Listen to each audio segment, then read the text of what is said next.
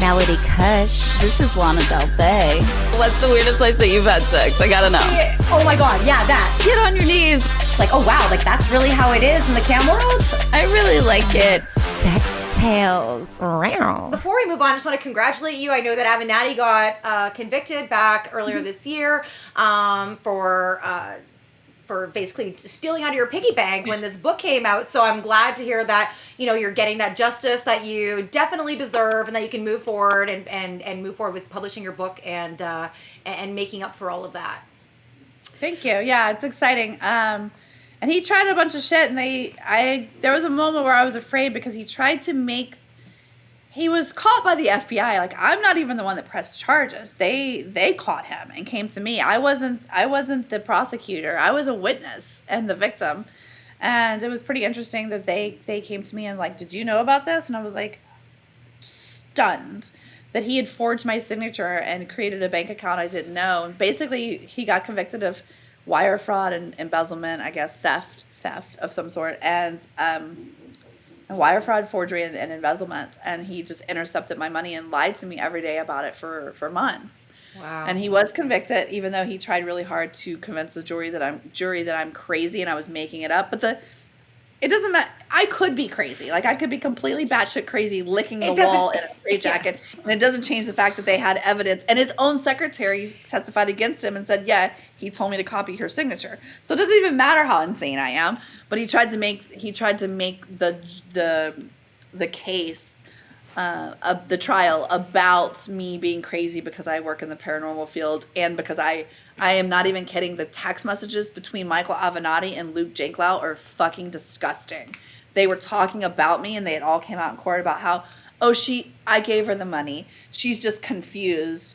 You know, she's a porn star. Like, oh, yeah. We only have like at 3 least brain cells that we rub together at all times. Right. She was partying last night, so she got confused. I have gone out and gotten drunk before and lost $20 or $50 or checked my bar tab and been like, did I really buy $200 in shots for everybody? That's the kind of confused that this porn star has had issues with. I can't remember a time that I've ever been, that it could be remotely possible that I got so drunk or whatever that I was confused and lost $300,000. Yeah, that's just a Tuesday for me.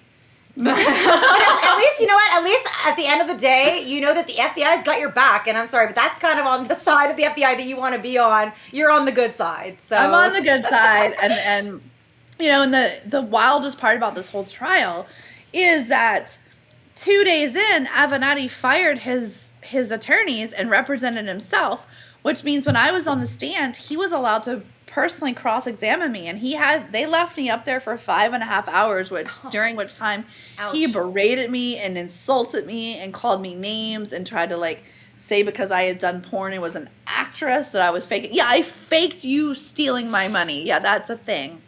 I think that's really unfair in the court system that they're allowed to represent themselves. That happened with a past ex of mine, and he decided to represent himself. So I got grilled by it. It's very like dehumanizing and scary and traumatizing to have the person that like victimized you be up there grilling you. I feel like there should be some. Yeah, and I think that probably causes a lot of women, or you know what? That's not even fair. A lot of people. It doesn't matter what gender you are. A lot of victims in a case to like drop the charges or not come forward because there is a chance.